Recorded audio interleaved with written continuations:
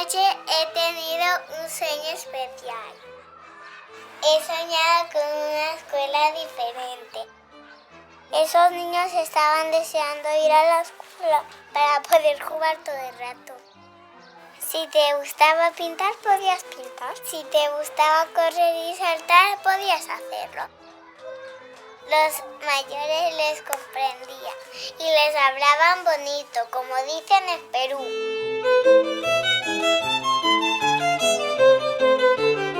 No hay exámenes ni hay deberes. No hacemos tareas como en la escuela, no tenemos un objetivo de aprender algo en el sentido de recordarlo, nada de eso. Generalmente solamente se da tareas y exámenes cuando los niños lo piden. Con los exámenes que conseguimos, pues que aprendas por el examen. Sentirse muy nervioso frente a exámenes. Y esto de estrés no sirve para un aprendizaje integral. Porque si tiene que aprender algo para una buena nota, para complacer a mamá o papá o el director o el profesor, y sabe que al final si viene y tiene una mala nota, va a ser duro, va a decepcionar a una tercera persona, eso es muy duro. O sea, yo como persona, mi vivencia con los exámenes ha sido siempre como que me preguntaban lo que no me interesaba, ¿no? O sea, a mí me encanta estudiar realmente y siempre he estudiado de una manera como muy espontánea y como muy libre, pero luego sacaba muy malas notas porque realmente me había ido por caminitos que no iban a preguntar luego en el examen. El tema de los deberes, ahí la primera pregunta es: ¿tienen sentido los deberes que le han mandado a mi hijo? Yo no sé de dónde salen los deberes, realmente no sé cuál es el origen de los deberes y no sé cuál es realmente el objetivo de los deberes. Bastante hacen los niños en el cole, 8 horas, como para además llegar a casa y tener más deberes, no tiene sentido. Lamentablemente en la escuela pública muchas veces no tiene ni un sentido el deber que le han dado. Yo creo que en realidad los deberes servirían para que los padres de las escuelas tradicionales se den cuenta de que el sistema educativo no sirve para nada, porque ellos no recuerdan nada, no pueden ayudar a sus hijos en los deberes porque no se acuerdan. Tú no deberías de enseñar 2 por 2, 4, no tiene sentido. El niño te lo recita, pero no tiene ni idea lo que está diciendo. ¿Quién se acuerda de la geometría cuando es abogado? No se acuerda, o sea, te acuerdas de la geometría si te ha gustado la geometría, ¿no? Es a través de manipular y manipular y manipular que al final se te queda por dentro. Igual que conducir un coche o ir en bici. De tanto ir en bici, al final sabes ir en bici. Nunca jamás se te olvida. Muchas veces las tareas solo sobrecargan al niño y le roban tiempo muy importante que él podría actuar con otros niños jugando, lo que es una oportunidad increíble de aprender muchísimas competencias para la vida. No es que me pongo en contra de mi hijo, me alío con la profe, en plan, tienes que hacer la tarea y a tal hora, y si no terminas, pues te quedas sin salir al parque. No, porque yo sé que lo que mi hijo necesita es salir y moverse y correr. Él estaría mucho mejor haciendo, cocinando conmigo, leyendo un cuento o cualquier otra cosa para un paseo por la playa, me parece un poco más interesante. Nada más entrar, los niños entran y tienen acceso al material. Los niños llegan, se ponen a jugar de manera libre, la maestra hace alguna actividad que tenga sentido, sobre todo algún proceso real, o sea, no es que hacemos plastilina, sino que, por ejemplo, la manera de modelar es hacer pan que nos lo comeremos mañana, es decir, cosas reales con sentido y que el niño si quiere interviene y si quiere no interviene. Podemos estar un día visitando un museo y estar 7 horas viendo cuadros y eso está tan bien como estar un día toda la mañana viendo películas, porque con eso también se aprende. Pero también regar plantas, también cuidar de los animales, que solemos tener animales, es importante. Tenemos talleres de ciencias, un club de lectura, hay un club de historia, hay salidas, hemos hecho salidas de observación astronómica. Pero también las reglas de sociedad, decir buenos días, adiós, gracias. También todo esto hace parte de la vida práctica. O sea, no hacemos nada que la gente que está mentalmente escolarizada se pueda imaginar o pueda entender. Tenemos una reunión semanal en la que tomamos las decisiones de tipo organizativo que tenemos que tomar. Contamos con una asamblea semanal, que es un lugar de encontrarnos, de plantear conflictos. Hay una asamblea que hacen los del grupo de infantil, hacen sus asambleas concretas Porque es verdad que, bueno, las necesidades normalmente en esa edad son diferentes. Plantear proyectos de que distintos puntos de vista puedan ser compartidos y en algunos casos llegar a acuerdos y en otros casos reconocer que somos distintos. Todos estos temas pues se resuelven pues hablando y organizándonos. Y también las reflexiones, qué está sucediendo en el lugar, estamos siendo realmente lo que queremos ser, estamos haciendo lo que queremos hacer. La idea es que el proyecto esté gestionado por todas las personas que lo conformamos, es decir, niños y niñas y adultos, ¿no? En el caso del jardín del planteamiento Waldorf no existe la asamblea, no hay asamblea. No hay asamblea porque en realidad todo es como si fuera una asamblea, o sea, no está delimitado. Por eso no está nada fijo. Hay escuelas que van a tener una asamblea fija todos los días a una hora, otros que 2 o 3 al mismo día, otros que ninguna. Todo es fluido porque somos únicos y el grupo que se forma en nuestra clase es único. Si tu hijo no quiere aprender, le pasa algo grave a tu hijo. El aprendizaje se produce, como dice uno de mis maestros, Daniel Greenberg, desde que te levantas hasta que te acuestas, desde que naces hasta que mueres, estás permanentemente aprendiendo. Nacemos para aprender, no podemos dejar de aprender, o sea, es que hemos nacido para ello, ¿no? Intenta durante un día no aprender nada, verás que no puedes. Es imposible. El aprendizaje es un proceso que va de dentro a fuera. Que es algo activo. Es lo que hace el niño, lo que hace el que aprende, que es la parte importante. Porque si tú quieres aprender, vas a aprender. Porque está integrado con el deseo. Tú cuando te interesa aprender a tocar la guitarra porque tú quieres, tocas. Pero si le aprendes una poesía por tener una buena nota, por que tu mamá te diga muy bien cariño... Puede ser vivido como violencia, porque ahora no quiero aprender esto, pero me están obligando. La enseñanza puede ser invasiva, puede ser una agresión. Cuando yo intento enseñar algo a alguien que no está interesado o que no está capacitado, eso es una agresión. La enseñanza es un proceso que va de fuera a adentro. Alguien de fuera enseña a otra persona, ¿no? Entonces no es un aprendizaje que quede tan integrado. Cuando te meten en el conservatorio de pequeño, una gran mayoría aborrecen la música, por lo menos durante unos años, ¿no? Otros, pues, tienen más dones para la expresión musical y en 2 años son capaces de hacer casi 4 años de conservatorio de piano. Te pongo ejemplos reales, ¿no? Y en nosotros mismos podemos tener un ejemplo, o sea, seguramente, bueno, yo vengo del sistema educativo tradicional, pero sé que lo que he aprendido en mi vida, porque he querido aprenderlo, lo he aprendido muchísimo mejor y he tenido unas ganas inmensas. Me he tirado horas enfrascada en un aprendizaje porque me ha apetecido a mí, he querido seguirlo, ¿no? Esa es la clave de la cuestión, que no todos aprendemos igual, no hay un sistema mejor que otro. Cada uno tiene sus dones, cada uno tiene sus talentos y encuentra su manera. Entonces, un niño en libertad aprende muchísimo más en realidad. O sea, no solo es que no deja de aprender, sino que tiene muchas más ganas porque nadie se las corta, nadie le obliga, nadie le dirige. Todos los niños son curiosos, cada 2 por 3, ¿esto qué es, mamá? ¿Esto para qué sirve? Todo lo tocan, todos lo decimos, todos lo tocan, todos lo ponen a la boca. ¿Por qué? Porque quiere aprender, es curioso. La curiosidad es casi el motor del aprendizaje. Y por mucho que nos empeñemos y por mucho que se empeña el sistema educativo en que dejemos de desear aprender porque nos obligan y nos guían y nos marcan y nos coartan, aún así seguimos teniendo ganas de aprender. Aprendes a base de experiencias, aprendes a base de errores y a los niños no se les deja equivocarse. El número de niños que hay por aula y el no poder decidir nunca o recibir una atención individualizada, el que no hubiera un respeto por los ritmos, que no se pudiera jugar más tiempo que hacer fichas, que cosas que tú recordabas de la escuela que no te habían gustado, ¿no? Y en las que estaba pues, evadiéndome constantemente, ¿no? Pues, ya sea físicamente o mentalmente. No te gusta cómo se hacen las cosas, no estás de acuerdo en que tenga que ser todo tan estricto desde tan pequeños, que las clases sean iguales con 3 años que en la facultad, ¿no? Pues llegas a la universidad y sigue siendo más o menos lo mismo.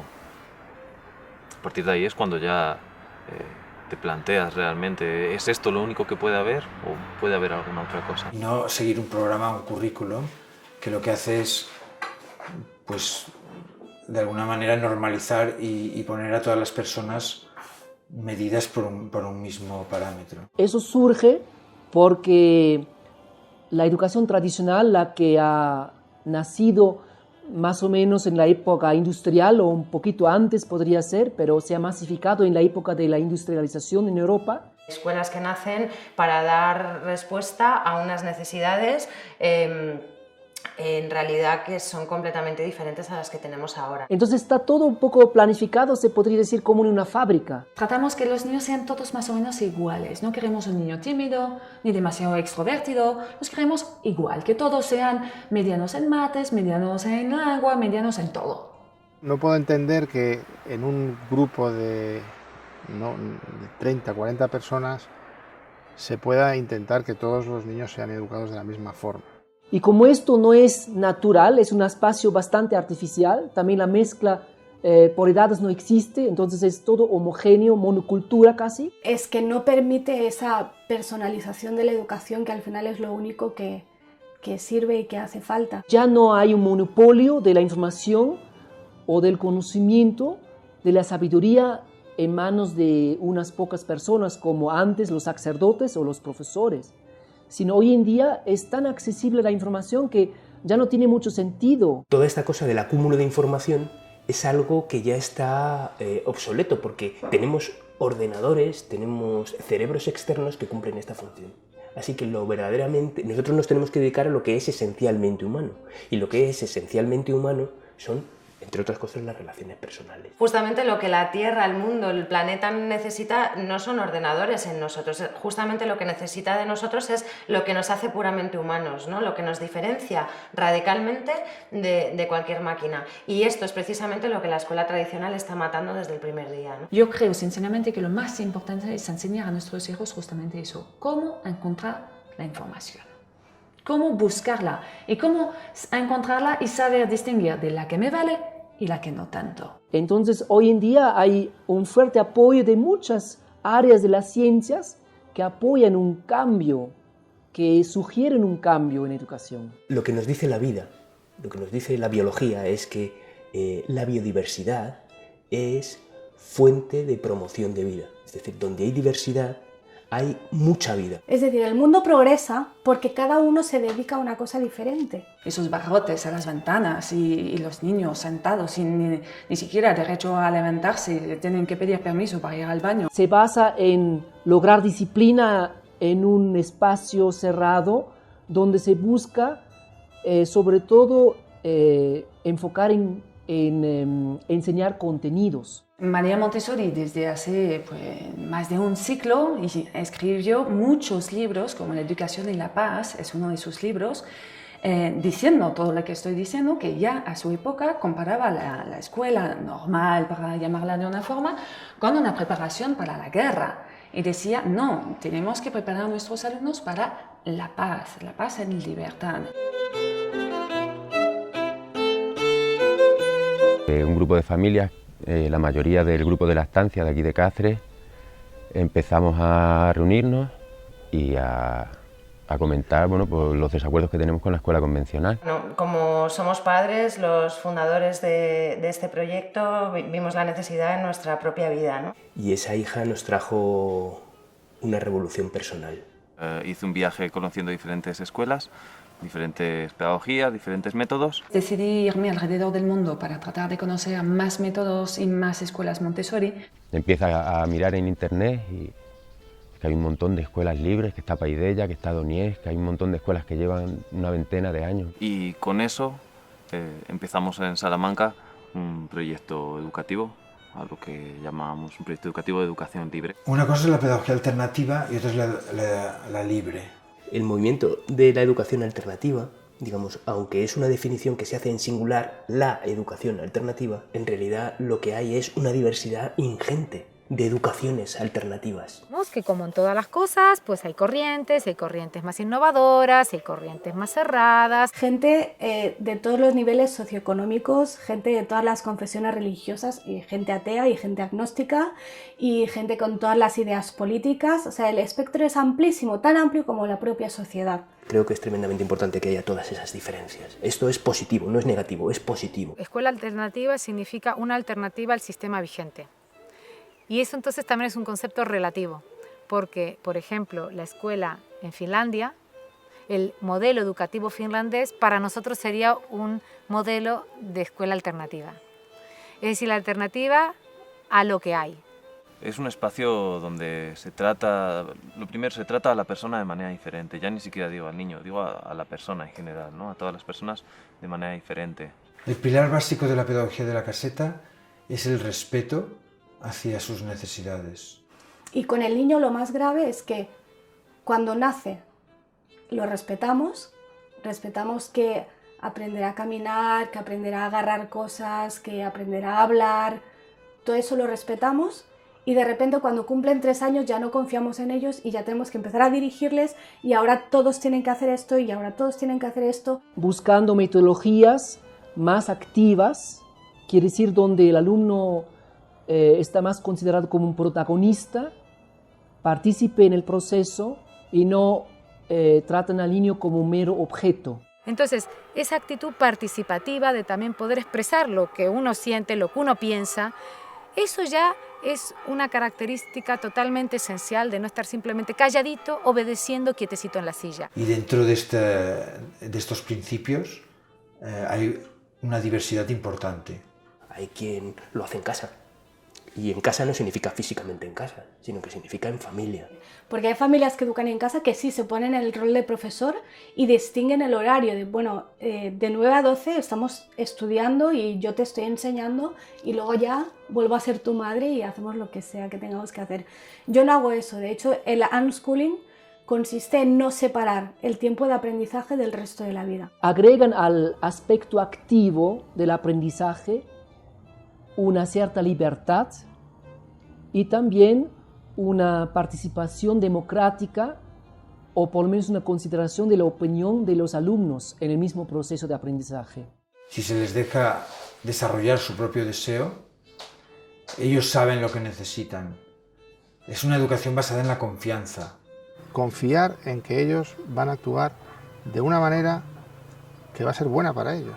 Siempre que hablamos de escuela libre o democrática, siempre sale lo de hago lo que me da la gana, ¿no? Es como la frase que siempre sale, pero hacen allí lo que les da la gana. Confiar no quiere decir dejarles hacer lo que quieran, tampoco. Dejarles que se den golpes, ni que se... no. Dentro de una escuela democrática, paradójicamente, hay muchas normas y muy claras. Límites, normas de a su ritmo, el respeto.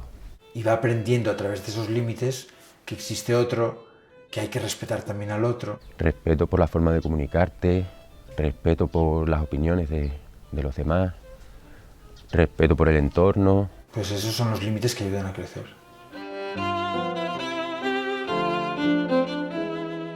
Para nosotros es misión fundamental de los adultos que el entorno sea relajado y seguro, para que todo el mundo pueda no estar a la defensiva, sino tenga la oportunidad de mirarse a sí mismo con seguridad y hacer aquello que sienten. Tienes que preparar muy bien el ambiente, el entorno, que tiene que ser cómodo, cálido. María Montessori llama a sus escuelas la casa de los niños. Después, la práctica psicomotriz también aporta una metodología por espacios. Y lo muy divertido es que todo el mundo en España habla de la educación con rincones.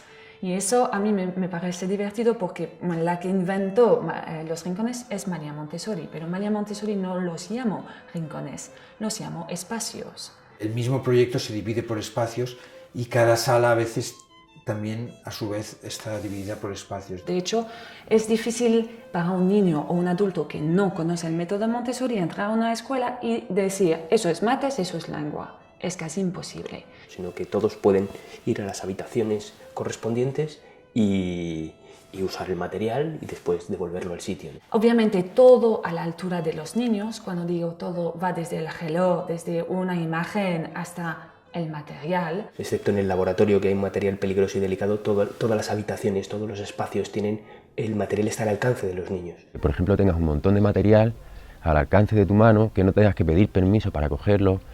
Y bueno, este espacio grande tiene una zona de artística, una mesa que sirve además también como para reunirnos, para hablar. Es una mesa muy grande en la que cabemos todos. Hay sillas, hay mesas, pocas, no hay una por niño, sino que hay, ¿vale? Suelen ser ligeras y obviamente de madera. Y luego hay otra sala que es un poco más grande, más amplia y más más vacía, con unas colchonetas y donde es la llamamos la sala de movimiento. De repente crees que no hay nadie, aparecen dos debajo de un colchón. Y esa habitación la verdad es que la que menos cosas tiene y la que más movimiento recibe. Si necesita mover el cuerpo, encuentra su lugar. Si necesita una actividad más tranquila, plástica, también encuentra su lugar. Y luego hay una cocina muy grande donde hacemos talleres de cocina, aprendemos recetas, experimentamos y así. Por definición, cuando dos personas están juntas y conviven juntas, hay conflicto. Permitir a niños que estén jugando hora y media juego libre, ininterrumpidamente, es el mejor caldo de cultivo para los conflictos y para su resolución. El nivel de conflictividad, de pelea, como decías en tu pregunta, es extremadamente bajo. Lo que está claro a lo mejor es que no hay una manera concreta de resolver un conflicto, no hay una receta para resolver conflictos. Esa sencillez ya da mucho menos competitividad, o sea, ya promueve menos al conflicto. Sabemos que hay espacios más conflictivos y espacios menos conflictivos. Para nosotros, el conflicto es prioridad. Las relaciones humanas son prioridad, porque nadie puede desarrollarse a sí mismo si tiene que estar a la defensiva. O sea, siempre nos estamos moviendo entre un espacio de seguridad, porque el espacio creado por el adulto es un espacio de seguridad, y el permitir la máxima autonomía.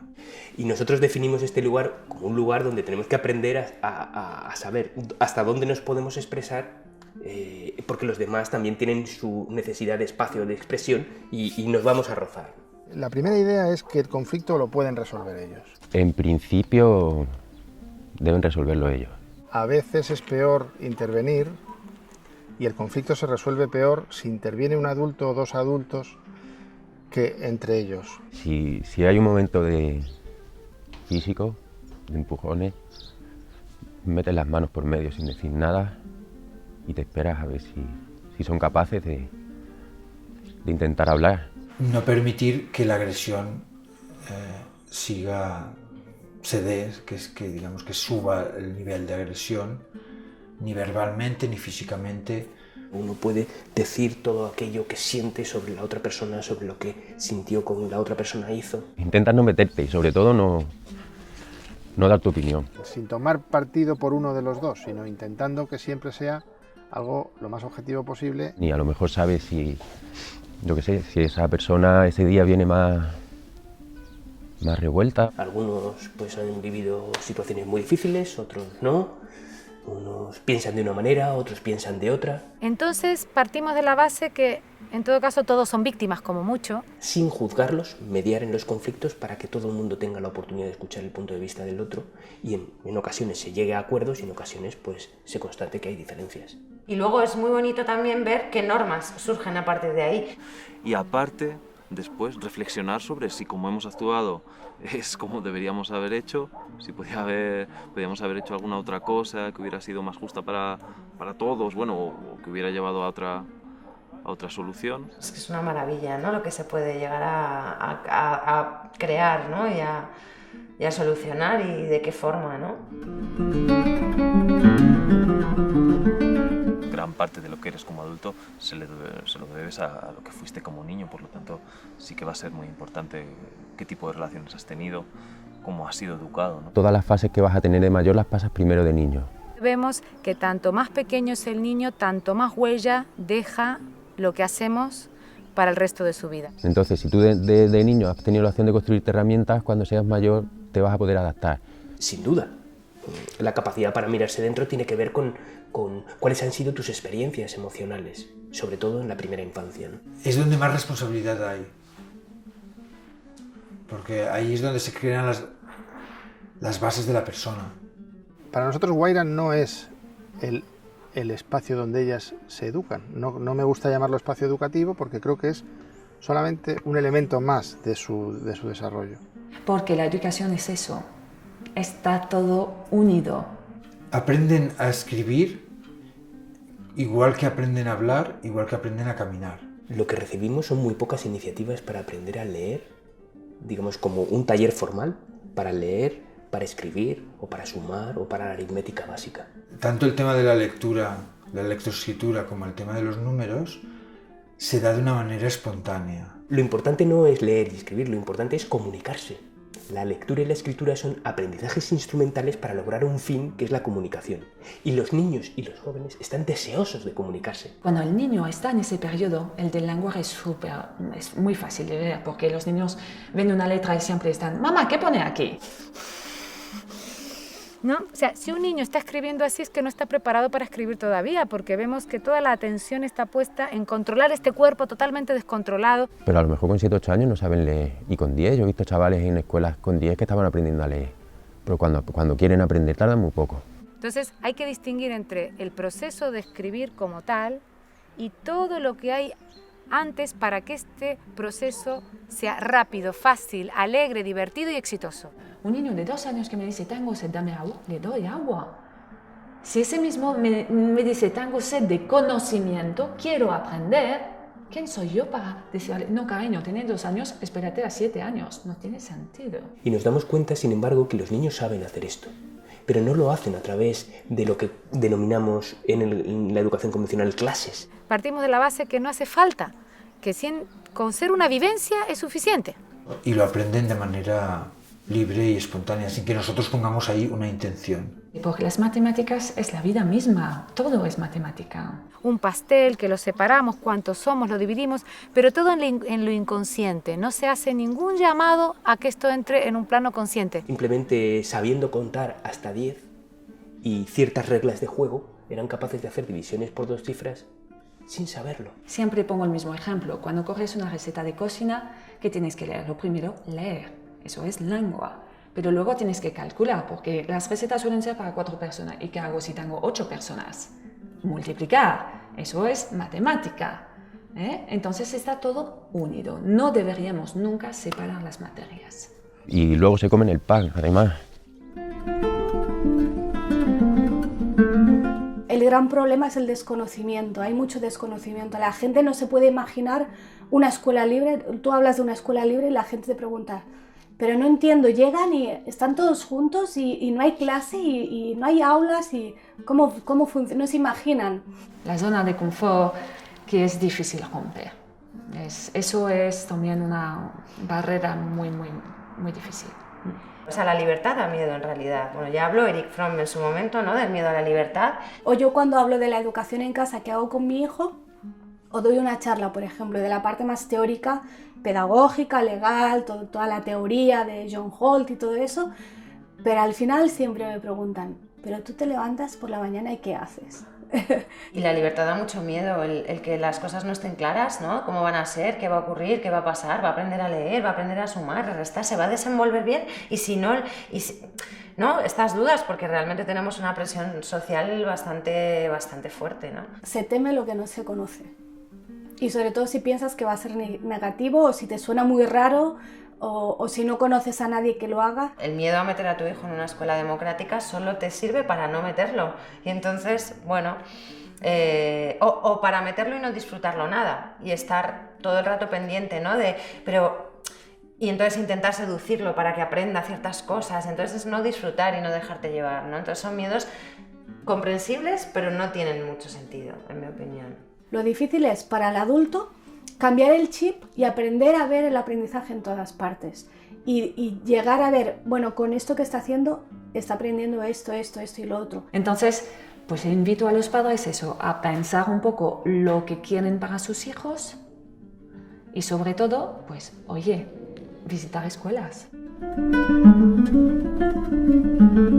Niños jóvenes que salen de la escuela, una escuela alternativa libre, con su concepto más integral, interdisciplinario, holístico, tienen realmente las herramientas para poder gestionar problemas. Porque se han encontrado con mucho entrenamiento, con muchos conflictos que han ido resolviendo ellos. Y además han aprendido muchas habilidades que no se enseñan en las escuelas tradicionales, por ejemplo, habilidades sociales. Son niños que tienen unas capacidades diferentes, eso es verdad, y de repente son niños que a lo mejor tienen una capacidad de argumentar sus necesidades de una manera que llama la atención. Eso puede ocurrir. Habla con cualquier persona. Son niños que ven a un adulto y te van a preguntar cosas, ¿y tú qué haces? ¿Y cómo te llamas? Y que veo a veces niños de otras escuelas que hasta les da miedo hablar con un adulto o con un niño que va en otra clase superior.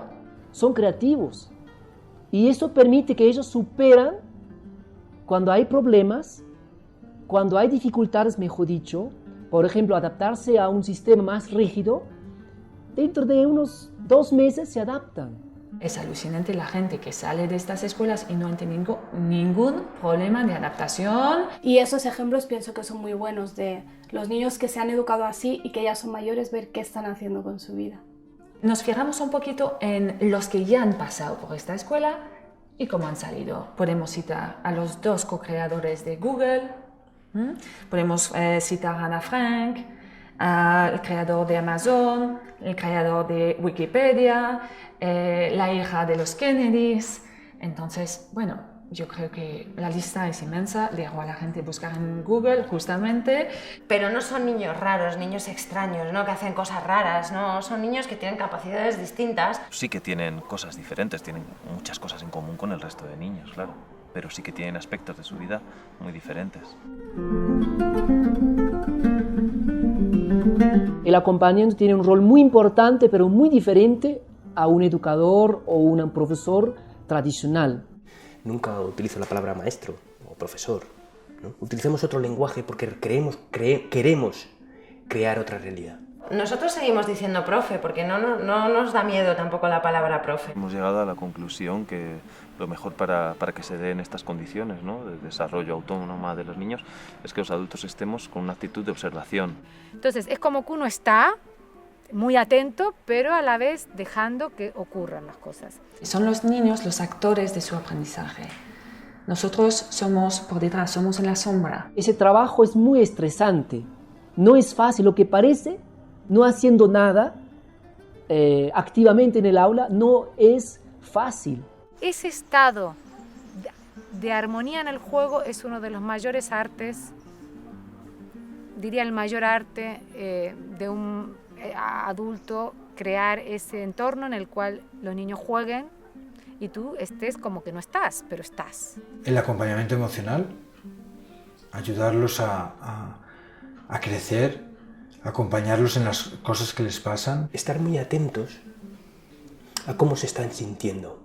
Hay algunos niños o algunas niñas mayores que pueden verbalizarlos, hay otros que no pueden porque todavía son pequeños, entonces tenemos que estar pendientes, tenemos que estar atentos para saber realmente qué es lo que quieren, ¿no? Y es muy interesante ver dónde está despertando un interés y tú qué puedes ofrecerle para que pueda desarrollar, ¿no?, este interés, pero a lo mejor él el interés todavía no te lo ha dicho claramente. Si, por ejemplo, a los 6 años no ha tocado ninguna letra, ningún número, habrá que hacer algo. Eso es mi trabajo como guía, ver cuál es el problema, por qué no le interesa y qué puedo hacer yo para interesar a ese niño. Eso es mi trabajo. Y crear contextos y crear situaciones en las que ellos también puedan desarrollar sus proyectos.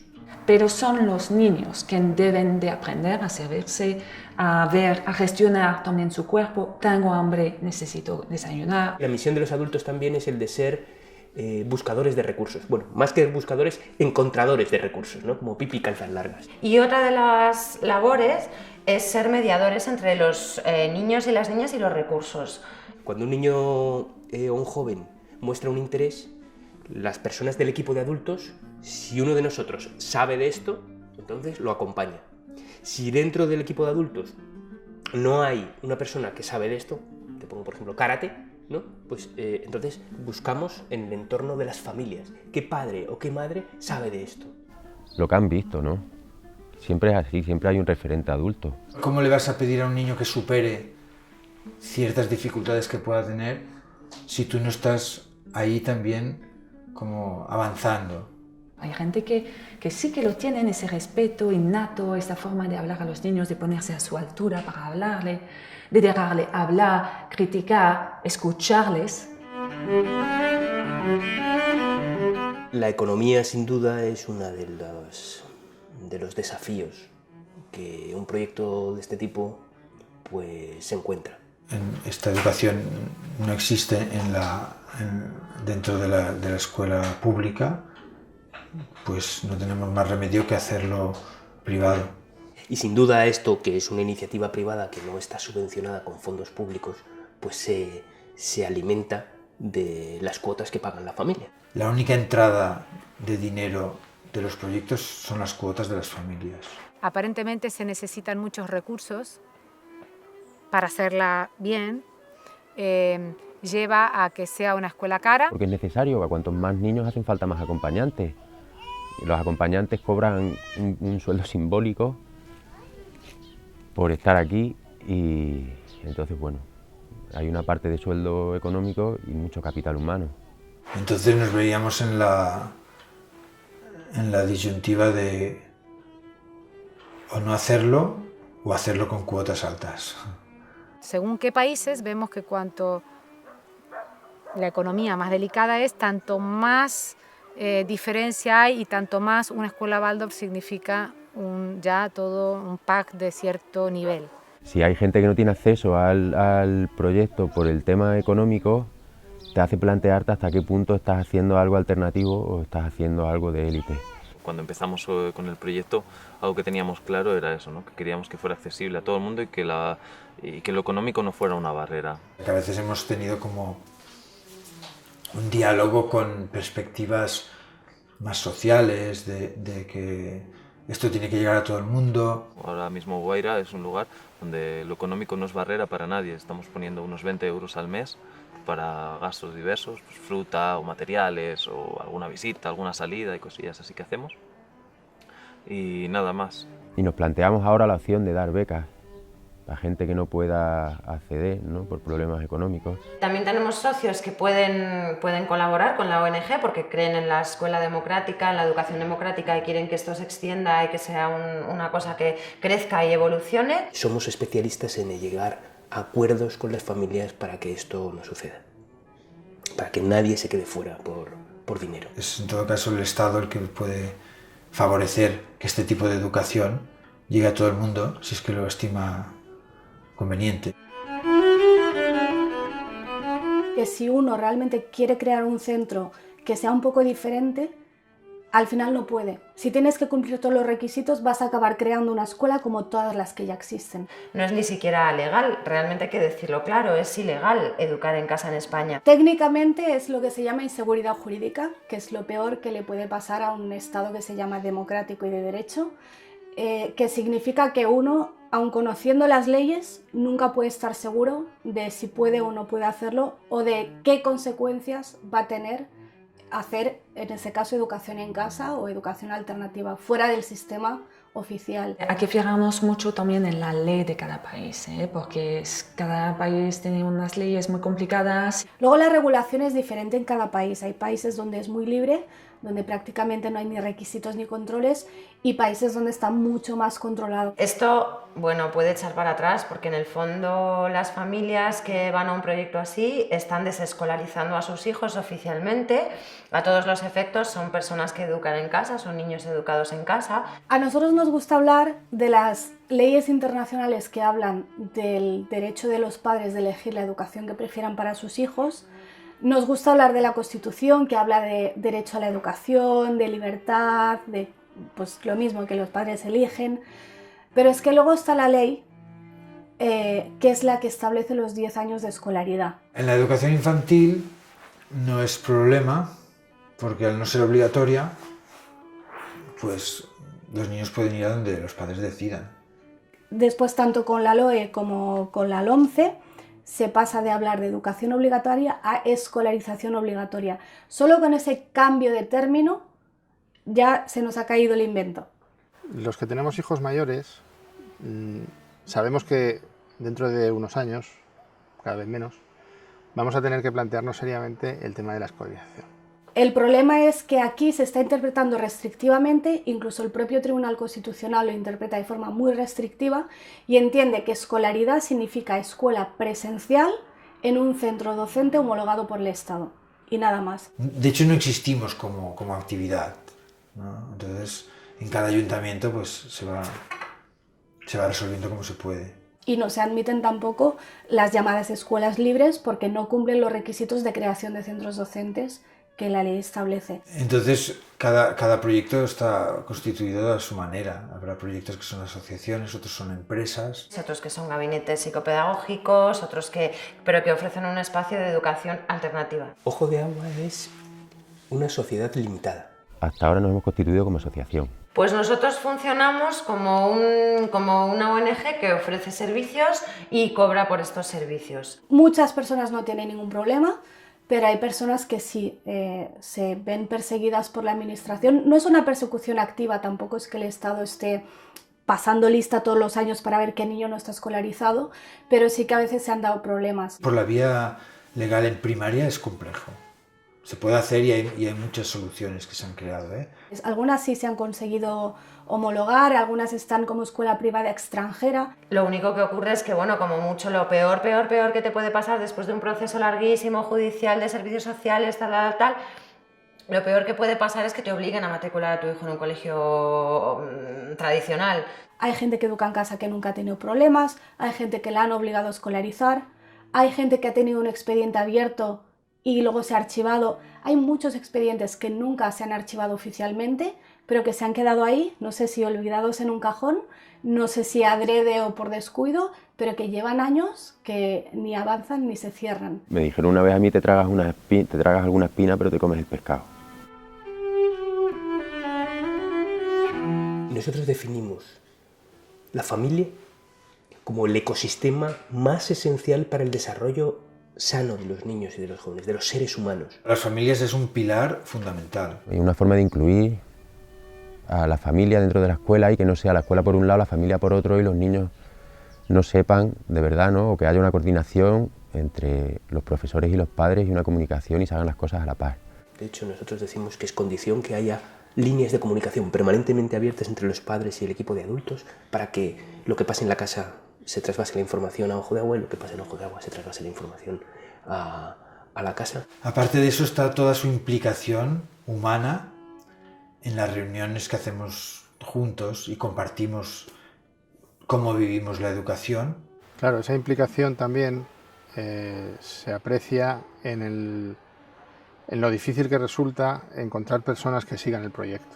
Porque las familias que se acercan al proyecto de alguna manera están buscando ese respeto.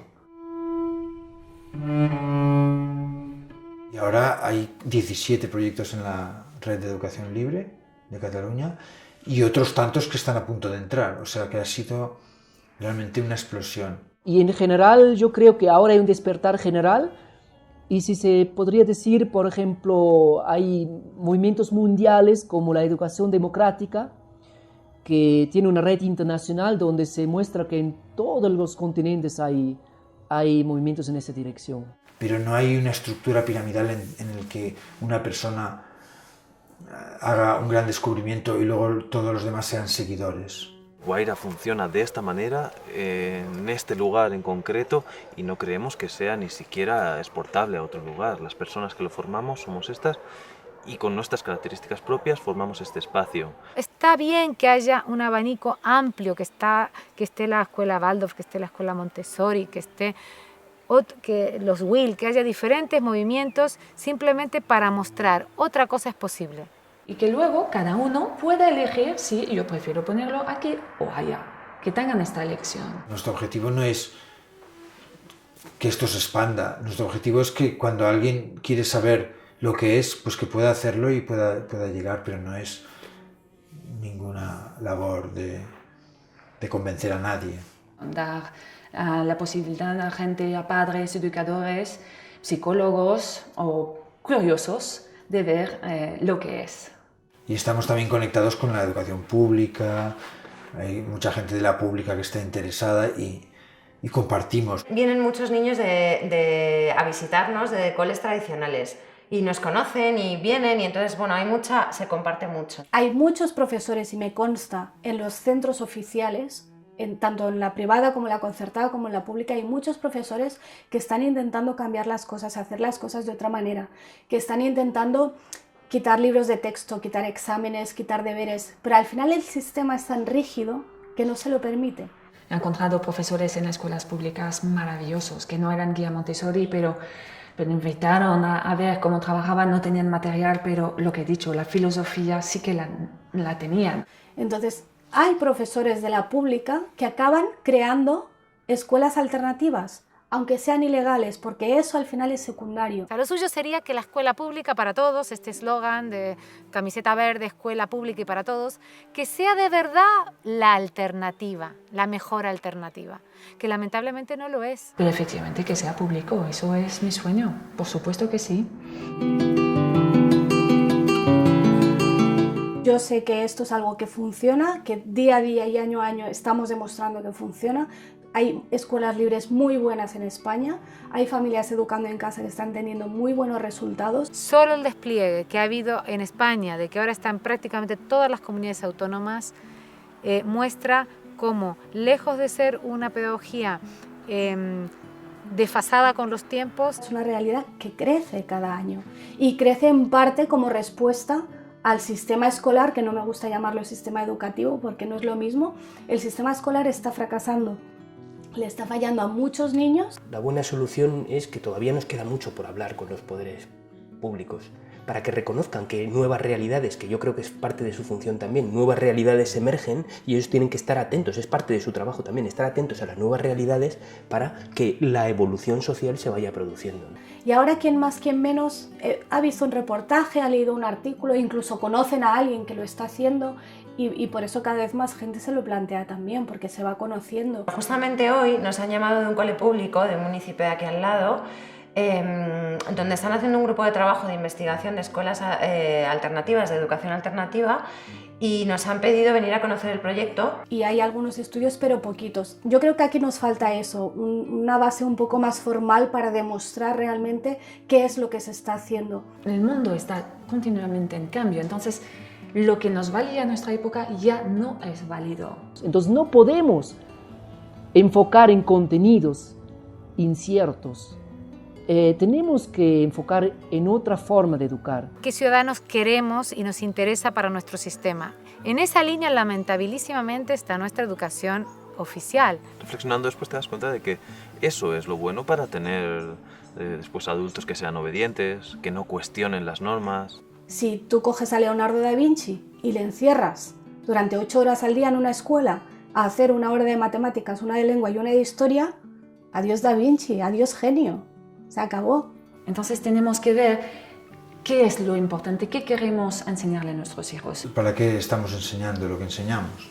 ¿Para quién educamos? ¿Educamos para esa sociedad o educamos para el ser y para que desde este nuevo ser pueda surgir una nueva sociedad? Y no adaptar a los niños a unas necesidades de, digamos, de producción, ¿no? Para que se adapten a un tipo de trabajo. Es que te puedas acabar dedicando a algo que te guste. Al final la educación es para eso, no es para memorizar las capitales del mundo ni para hacer derivadas ni nada de eso. Es para ver qué vas a hacer con tu vida, para eso es la educación. Los que trabajamos con niños trabajamos con la siguiente generación. Trabajamos a plazos larguísimos. Allí cuando eres maestra, cuando tienes a tus niños delante, tienes el futuro delante. Y estamos absolutamente necesitados desde el punto de vista económico, esto lo cuento para los economistas, para los políticos, de creatividad y de innovación. Para salir, como digo, de la situación en la que estamos. Y me parece que es lo que queremos todos para nuestros hijos, para que luego, visto la crisis que hay, los que se salvan son los que tienen idea. Los que dicen, vale, se me ha cerrado una puerta, no hay una ventana abierta, pues venga, salgo de ahí. Y no es que la intención sea de cambio social. O sea, no tenemos el modelo de sociedad que queremos y educamos en función de ello. Sostenemos lo que ellos son y ellos ya harán el cambio que se tenga que hacer. Como decía Gandhi, sé el cambio que quieres ver en el mundo. A veces la gente te dice, pero tiene que ir a la escuela para prepararse para la vida. Mi respuesta es, mi hijo no se está preparando para la vida, la está viviendo, aquí y ahora. Tienen derecho a disfrutar de una infancia libre, a sentirse respetados, a tener cariño, a pasar las fases de su vida, aprender a vivir, ¿no?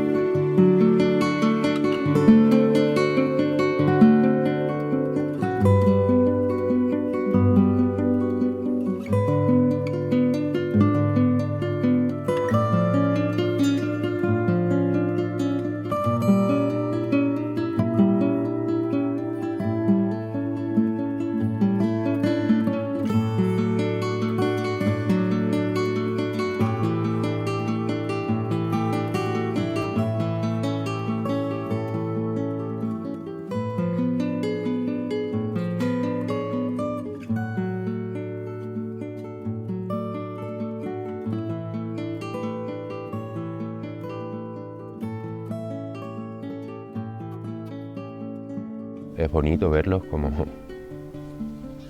Me emociono y todo. Ay, a mí se mueve mucho.